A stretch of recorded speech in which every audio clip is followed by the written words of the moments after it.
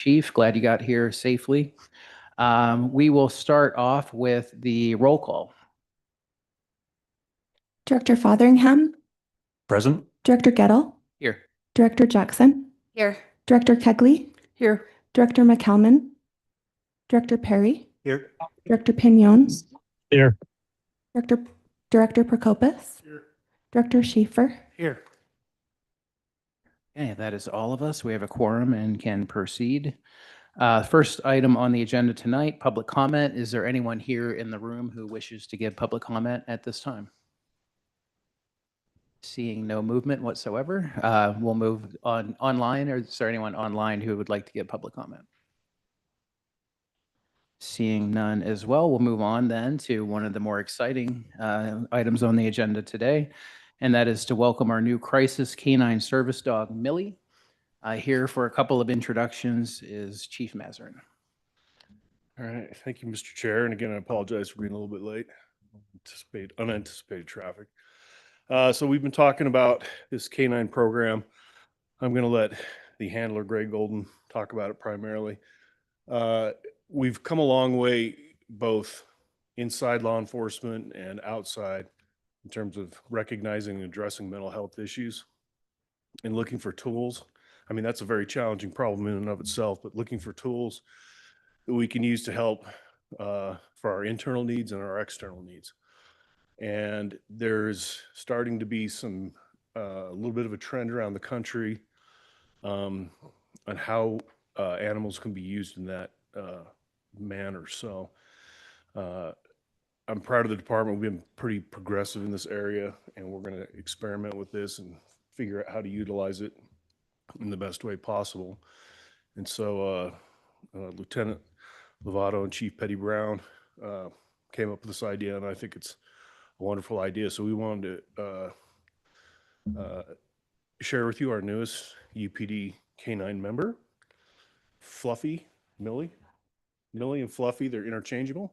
So what I'm going to do is I want Greg to come up here. I want him to explain what the program is, how we got here, what his role is, because we're having a lot of success with our LCSWs that are doing their outreach, and then what the role of Millie is. So, Greg, come on up.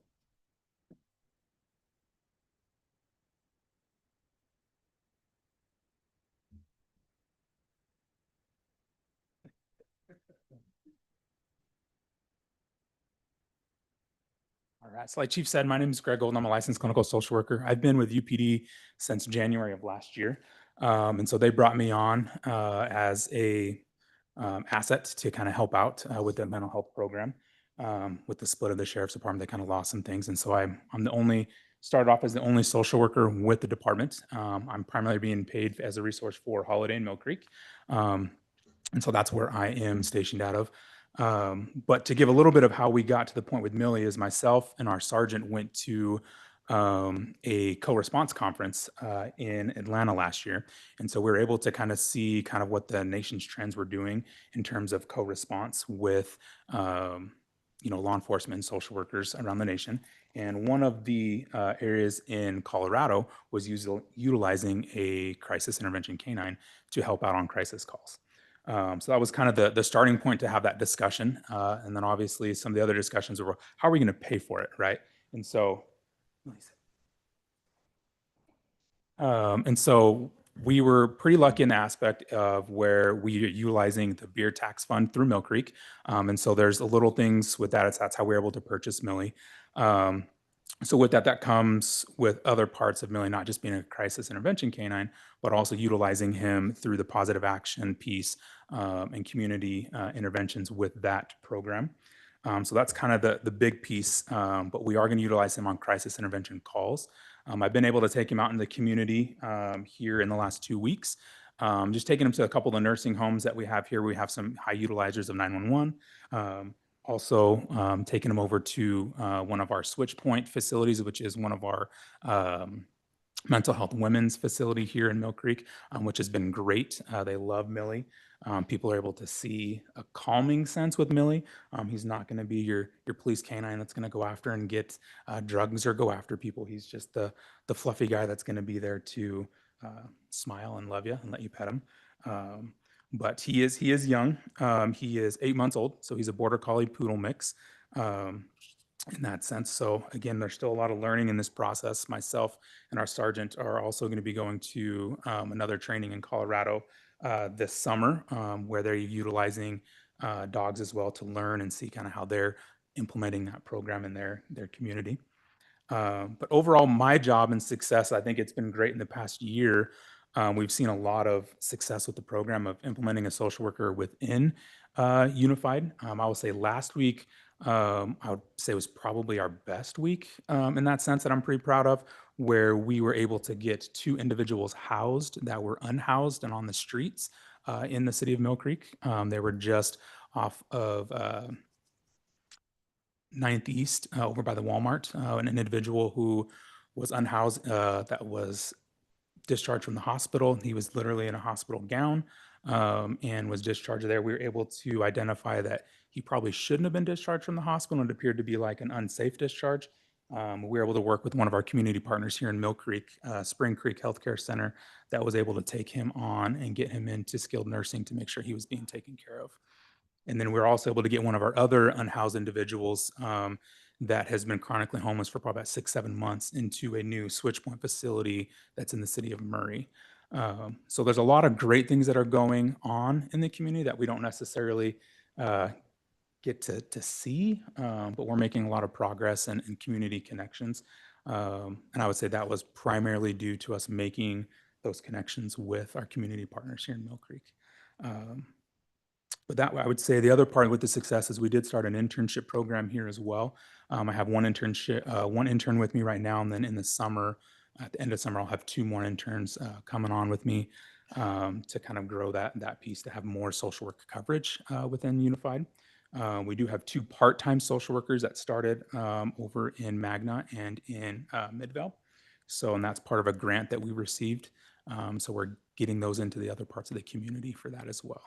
But that's the main thing that Chief asked me to kind of talk about. Any questions? Don't see any, but thank you for all you do. We're really excited about the program, and we hope to see Millie around in our communities Absolutely. on tour. Oh, I have a question. Yes, ma'am. I know we had a group of 3rd graders here yesterday Yes. and they all got to see Millie. How did that go? Did He did wonderful. Good. He just stood there and they loved they, it? they swarmed him, and they just Yeah, and they were petting him, and he was just loving it. So there was no issues, no That's qualms, no great. concerns. I want to say thank you to Mill Creek and Holiday for this endeavor. It's invaluable, I imagine. And I want to know how we can expand it to the rest of the organization, or if that's in the works. I will let the chief talk about that one. Above my pay grade. That's a great question. I'd actually love to expand it, but I want to wait a minute. I want to kind of experiment with this, figure out how it works, where it's working the best, where we could best utilize it, but I'd love to expand it. And frankly, from what I'm seeing across the country in policing, I think this type of therapy dog for internally for departments and externally for the community is going to be pretty common. It seems to be trending that way. So I'd love to see that. And that's something we can talk more about as we go. Thank you. Any other questions? I was just going to make a comment. I had a puppy that came into my classroom, and I kept him in the classroom for our entire school year. And what I noticed, I had to get parent permission that I could bring this puppy in there. But what I noticed is that it's hard to see it unless you see it a day by day. The children that had emotional issues, the children that were in broken families, they were the ones that always chose to stay and take that dog out into the Greenbelt area during their recess time, during their lunchtime.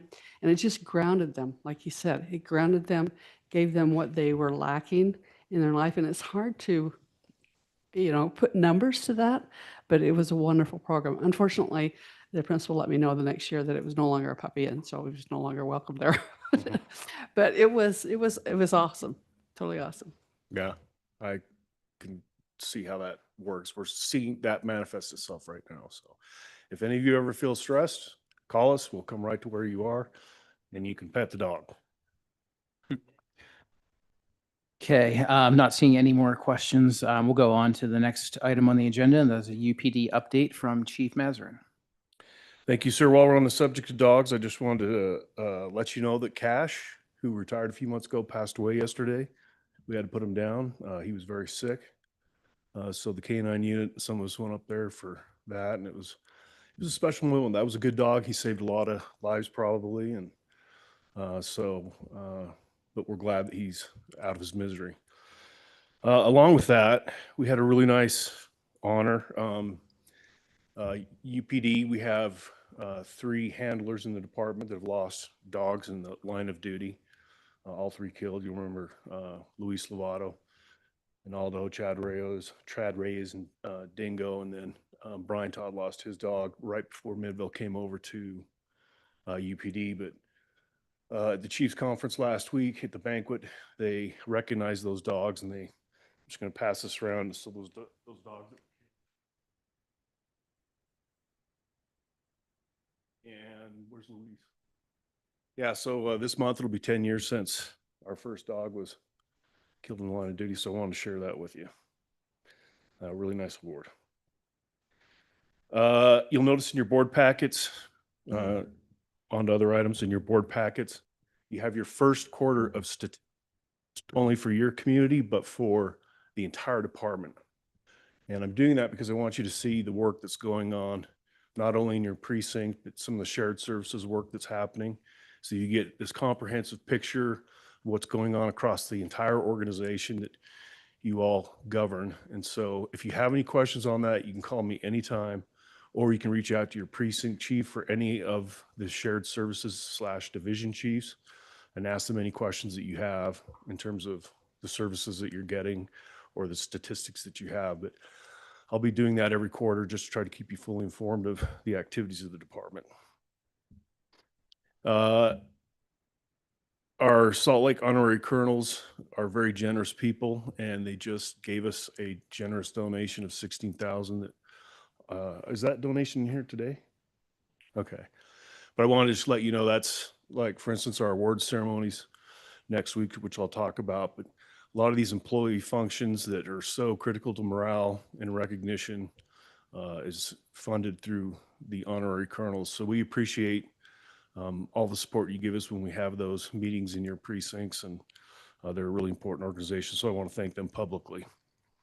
Next week is our annual awards ceremony, Tuesday, April 21st. Starts at 11 o'clock. I believe you've all received an invite at this point.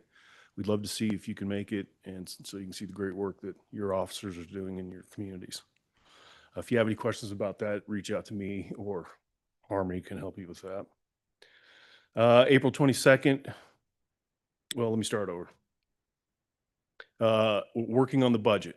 I will get you numbers as soon as I can. I want to tell you that things are trending really well.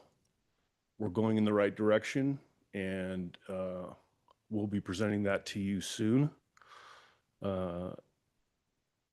Next week, we're going to have a meeting about fund balance, and all the finance directors and CFOs from your different communities and some of the chiefs will be in attendance to that, so we can talk about that piece of the budget and see how that's working. But I'm fingers crossed. We're trending in the right direction. I think you're going to be happy with what you see. We've worked very hard on this budget to bring you as conservative a budget as we can while maintaining your service levels, and I think we'll be successful in that. One of the issues that I did want to bring to your attention and talk to you about, because this has been a little confounding, but as you are all very much aware, a big part of a police budget is fuel. And fuel is as volatile as it can be right now. It seems to be all over the map. And typically we've budgeted about $3.25 a gallon, which you pay more at the pump, but when we get that, those accounts, the taxes get stripped out of that because we're tax exempt. So the level we're at right now has actually served us pretty well for a few years, and we haven't, it's not overly conservative, but it's not crazy. And my concern is I don't want to infuse more money into fuel, worrying about what's going to happen here in a few months. Is it going to get better? It might end next week. It might be really bad over the summer. I just don't know. So we pulled some reports that I'm still in the process of looking at in terms of the amounts we're spending over a 3-year average. Chief Andrew Weirton just got me a report yesterday on the gallons of fuel and how that averages out. And we're looking at all those different, which divisions are you using or precincts are using more and using less. And so I'm trying to figure out how to do that. I don't want to put so much money into the budget, I guess, out of fear that fuel costs are going to get even higher. I mean, you've probably heard some of the projections in the news that if it continues on the trajectory we're on or gets worse, you could see fuel in the summer at $7, $8 a gallon. And I've even heard $10 in some parts of the country, which would be disastrous. I hope, and I don't think we're going to get there. I'm hoping that things will settle down before we pass the budget in June, but it's just impossible to predict, as I'm sure you're all aware. I'm not sure what you're doing in your own cities and how you're addressing that with your own fleets, or how even UFA is addressing that. I'd love to talk to UFA and see what they're doing, but I don't know if you have any ideas or suggestions. What I will tell you is there's a couple things we're going to do strategically. Years ago, we implemented a fuel use strategy, which is implementing on ourselves, looking at things like idling and how we're using the cars, and try to do some of those preemptively before we have to get into, because if fuel goes way up, we're going to have to get into some pretty severe restrictions. And I'm hoping we don't have to do that. But I don't know if you have any thoughts or ideas. One thought I had was we leave it where it's at in the budget, we monitor, and if we have to make an adjustment we make an adjustment then, or we leave it where it's at, monitor, and we have to come to you mid-year. It may not even be an issue, or we'll see what the world looks like then. But I didn't know if you had any feedback for me or suggestions on that. I'm sure, yeah, we all do. I think that sounds like the best approach, to wait, monitor, and come back May or maybe later, maybe never if things improve. Yeah. That probably is the best way to do it for now, because like you said, it's very volatile and no one seems to know what tomorrow is going to bring. Okay, thank you. We'll continue to watch that, and I'll keep you apprised month to month on how that's going.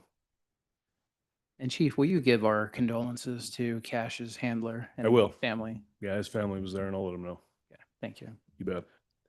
April 22nd, I'm sorry, I told you about the CFO meeting. I'll report back to you on how that goes. Our mutual aid fallen officer memorial will be in May. I'll give you the date for that. A lot of you like to attend that, and that's always an important event. And then we will be having a drug take back event, partnering up with Intermountain Health. As you know, we have a partnership there in Primary Children's to put on a drug take back event. We'll get that information out to all your communities so that we can just do a full court press on that. And if there's any, narcotics or scheduled medications or anything that people want to come and turn in, we're going to make that really easy for the citizens to come turn that in and not have to worry about it. So we just started planning on that. Sergeant Race is working hard on that and working hard on the e-bike situation. I know all of you probably hear complaints on that. It's turning into a real mess, but there's some legislation that passed. We met with a group of people from all different, from Intermountain Health, DPS, all these different disciplines to address how we deal with e-bikes in our communities. And so that's another initiative that we're working on, and I'll keep you apprised of how that goes. And if you have any questions on e-bikes or anything like that, Jaime Cardenas, that is with Holiday, is kind of our subject matter expert, and he's part of that committee. And so if you have any questions or anything, feel free to reach out to him or Sergeant Race, and we'll get you answers if your communities have questions about e-bikes and some of the rules that are currently in play. That is it for now, unless you have any questions for me. Okay, thank you, Chief. Thank you. We'll move on to the next item, acceptance of donations. They are in the packet. Is there a motion to approve those? I move we accept the donations as presented. Okay, we have a motion and a second. All those in favor say aye. Aye. Any opposed? Okay, those are accepted. We'll move on to the next item, approval of surplus resolution 26-04-01. Chief, do you have anything to add on those, or? pretty standard at this point. Yeah, again, pretty standard at this point, and I always have to recognize our fleet. In fact, I forgot to say, our fuel situation, as we were discussing earlier, is interesting right now. But had we not had the board's support about 5 years ago, if you'll remember, we switched our fleet over to hybrids, and that has been a game changer. The majority of the fleet's been at least the patrol fleet's been switched over to that, and those cars will shut off automatically if they're not driving, and I think that's really helped. So that was a great job by our fleet manager to foresee that back years ago, and it's really helping us now. So that's primarily what this is vehicles that are being auctioned for our fleet fund. Okay, thank you, Chief. Is there a motion to approve that resolution? I'll make a motion to approve resolution 260401. Second. Okay, motion and a second. All those in favor say aye. Aye. Any Aye. opposed? Okay, that is approved unanimously. We'll move on to the next item, approval of March 19, 2026 UPD board meeting minutes. Is there a motion to approve the minutes? Mr. Chair, I'd like to take a second and address something that are in the minutes in terms of an answer to some questions that both you, Mayor Gettle, and Mayor Fotheringham asked about the what happened to the money from the URS savings, because I think that the answers were a little bit confusing. So I've asked Debbie to actually prepare a slide that I'm going to request be added to the minutes, but have her explain that slide. The numbers didn't change, but I think the explanations could have been better. So that's what we'd like to do now, if that's okay. Yeah, that sounds good. So Debbie, if you're okay. I am. If Angie can bring up that slide. I'd emailed it to Harmony. You need it, Angie? Well, oh, is she not there? Okay, No, then they're yeah. both here. Oh, okay. I had just emailed it to Harmony. If I need to Well, email it again to Angie, I can. No, Angie had sent me a text that she received it, and so Okay. I thought,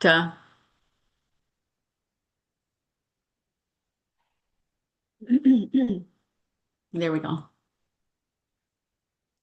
Okay, so the board had the question about the savings, what happened to the savings that we realized when we discontinued the 401k contribution. And so I thought the easiest way to show what the change was to, or to explain what happened was to show the change between what we presented to the Finance Committee and then what was presented to the UPD board. And so, so this is what I'm showing here. When we discontinued the 401k contribution, those were the rates that we were using on that first table that you see on the left-hand side there. We were using I've got the sworn rates for the Tier 1 plan, the Tier 2 defined benefit hybrid plan, the Tier 2 defined contribution plan. And so you can see that the savings between the two Tier 2 plans, we saw a reduction of 3.81%. And a reduction of 8.54%. Unfortunately, when Angie went to the URS training, that's when they told us that the rates were changing. And so on the right-hand side, you can see what the rates changed to. So they went up to, the Tier 1 remained the same, but the Tier 2 plan went to 30.01, and also both the two tier plans went to 30.01. And so that was the increase in the URS rate. The impact from that was that we still realized a savings of $304,558, but we lost $257,963 of that savings. So on the bottom, I have a summary, and as you can see, on the budget that I presented to the board, the total was $69,881,688, and then the budget that was presented to the Finance Committee the week before was $69,332. And so that was an increase of $549,000. When we took out the negative impact from changing the URS rate, we lost that $257,009. And then, as I explained at the board meeting last time, there were three things that impacted what happened to that savings. One was the URS rate, the other was the merit. So when we update employees, we bring in all the information again, but the formula for the merit was still had changed. So I didn't catch that before I presented it, so I had to go back and put those merits back in, and so that had a negative impact of 465,811. But on the opposite side, I wish it had been a more positive impact. When we did do the employee update, we saw savings, a positive impact of 90,167. We also removed the 2 background investigators. They were in the finance committee budget, but they were removed for the UPD board budget. So that was an additional savings of 135,800. And then we had contracted with IH to purchase vehicles and equipment expenses for 2 new officers. When we hired the 2 officers, we pulled them from our existing pool. I went ahead and added that back in there in case we needed to add those in there. In case we still needed to purchase those vehicles and get new equipment for additional 2 officers. And so that had to be added back in. So the net change to all of that is what made the difference of the 562 and then the increase to the budget of 549. Mayor Fotheringham, you also had stated at that meeting last month that had it not been for this savings of the 562, 521, and then this increase, we would have seen a net increase in the budget of a little over $1 million. So the 562 still is reflected in there, but it got kind of absorbed in all these changes. And so I hope that explains it a little clearer, what happened between the 2 budgets. But I'm happy to take any questions. Any questions for Debbie? All right. Excuse me. Thank you, With that, Debbie. Mr. Chair, I would ask that the slide be appended to the minutes. So the minutes themselves accurately reflect what was said, but I think the impression was wrong. And so we would ask that the slide be added so that if we need to go back and look at it, at least we now have a more accurate explanation of the money, even though it didn't change any of the numbers in the budget. Okay, that makes sense. So I guess if someone wants to make a motion to approve the minutes and also specify to include this slide. So moved. Second. Okay, we have a motion and a second. All those in favor say aye. Aye. Any opposed? Okay, that passes as well. Moving on, upcoming meetings. We have a few. Next Tuesday, April 21st at the Murray Armory, the annual award ceremony. Hopefully those up here can attend if it works out for your schedule. I know I'll be there. Finance Committee meeting next is on Wednesday, May 13th, 9 a.m. at Mill Creek Precinct right here. And our next UPD board meeting is May 21st, 9 a.m. right here, Mill Creek City Hall. Those are upcoming meetings, and I don't think we have a closed session. We do not. We do not have a closed session today. Other business, Harry, do you want to do the reminder for the Open and Public Meetings Act? Yes, there are still 3 of our board members who we need certifications from, and if I think we'll send an email out rather than just bring it up by name, but we really need your compliance certificates. You probably need them for your entities as well. So I'll put out an email today to the 3 members and just ask that you update your training certificates. Or if you would prefer, I could just do the training after a meeting, perhaps in April. If it's still not done, we can just arrange that to be done upstairs, either electronically or whatever. But we do need to get those in. So the rest of you, thank you for getting us your certificates. Okay, thank you, Harry. So next meeting, we'll name names, is what you're saying. Okay. All right, that's it for the agenda today. Is there a motion to adjourn? Motion to adjourn. Hey, all those in favor of adjournment, say aye. Aye. Any opposed? Hey, we are adjourned. Have a good day, everyone.